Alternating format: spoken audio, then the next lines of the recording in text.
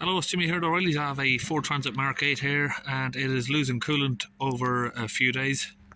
So I'm looking around the van here, right there. You can see that there's a leak on the rad and it's been there for some time.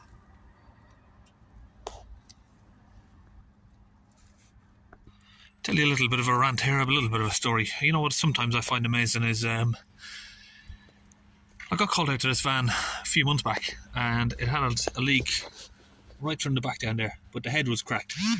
And I told him I couldn't do that job. Obviously I'm a mobile mechanic, don't really want to get involved with pulling out engines anymore, even though I used to do that about 10 years ago. So I said to him, you know, just find someone who can put an engine in it for you, and if you need any other work doing, women call me back, no problem, but I can't replace the engine. So he had the engine replaced. Engine's replaced. A couple of days later, coolant ran out. He's brought it back to the garage. They filled the coolant back up. A couple of days later, coolant ran out again. They brought it back in and they filled up the coolant again and said they don't know, can't really see where it's leaking from. But yes, just some things I find amazing. You know, people can fit a whole entire engine, plumb it all up, and get it working perfectly. But something as simple as that they can't do.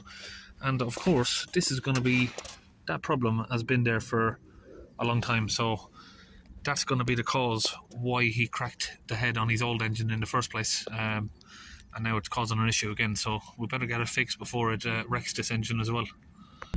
Now, I've never replaced a rad on one of these Mark 8s before, so bear with me. I'm just going to go with what I think is right. I'm going to pull off the front grille here with a couple of these plastic tabs that run along here. Then you got 10mm bolts here.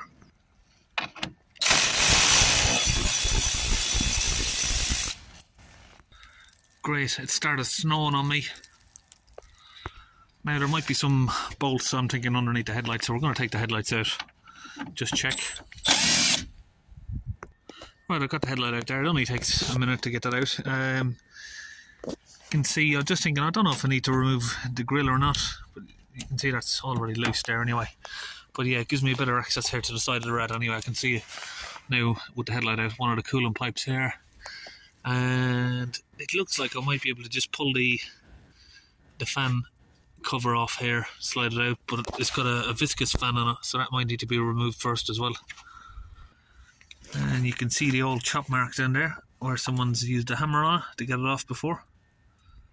Disconnect this return pipe here and disconnect it from the other end at the reservoir, and we can get that out.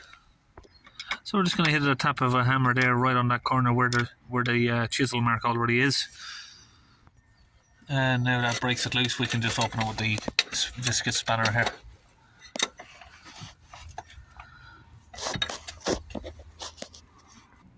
Now this intake hose here is just a little bit annoying in the way, so we're going to remove it. 7mm on the clamp there, and the same on the other side here.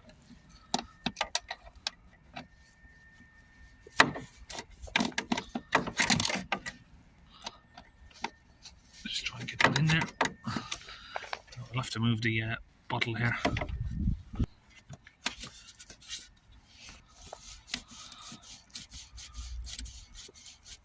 Now we're just going to get the fan off, give it a little spin.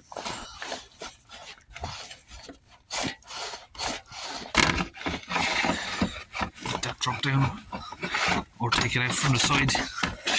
Yeah, we've got that out from the side there. There's an 8mm bolt here on the power steering reservoir.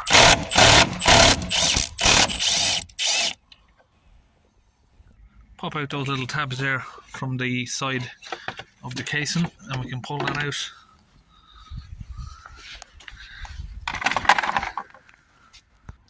Don't know what the hell's going on down there, but it doesn't look like it's been sat in properly.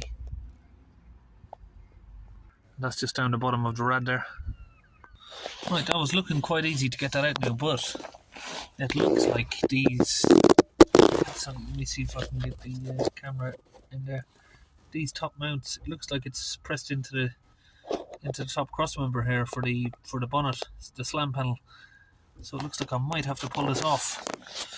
This whole top section may need to come off. Bolts here, Might need to pull the grill out of the way, get all this slam panel off. So we've taken the passenger side headlight out.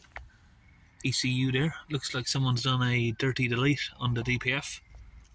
So just in behind this bracket here, you've got two of those bolts that just hold that onto that. Now I did sort of struggle to get behind that. I think obviously the right way to do it is take the bumper off, but just going to try and see if I can slacken it up enough just to lift it off the top of the rad housing there. So we managed to loosen this up enough just to lift it off the top of the rad and pull it out. Now I think obviously the right way to do this would be to remove the whole front bumper, remove the grille, remove the all of this top sand panel, but we managed to get enough slack on it there to get the rad out. So now it's pretty simple. Do you think that when they're designing this, they just make some sort of unboltable piece of this bracket here that you can just slip the rad out rather than dismantling the whole front of the van? So I removed the original bonnet catch there, and I've just wedged it up against there just to hold the bonnet up, because now obviously this has been disconnected, it's moved, so we need to keep the bonnet open. So we're just going to remove the hose clip, slide it down.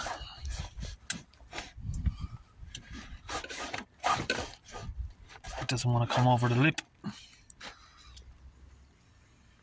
so just have to use my two hands there to move that down. Now we've got that off, and the same on the other side here. Now should be ready to pull out. There we have it. It's quite a slim radiator really for such a large van. Very slim. Pull off the these rubber inserts here, mounts. So that's it, just slip in the new rad there, put it into place, sit on the new rubbers there, or on the old rubbers from the old unit. Top ones up here, we're going to get that squeezed into place there.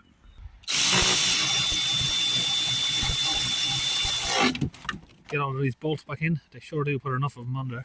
2, 2, 1, and then you got the same on the other side. So that's it, we've just about put everything back together. The intake pipes back on, window washer there, headlights are back in, and both of the rad hoses are back on. Just finished up these bolts on the headlight here, and we can now top up the fluid. Well, looks like that's going to be a pain in the arse.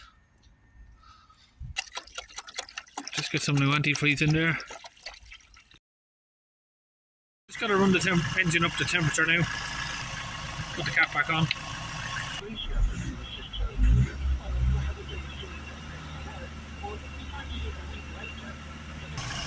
So after you've got the engine up to temperature, it will usually need topping up a little bit. Now this vehicle is going to need a replacement cap, but where it's stuck inside, we've got most of it out.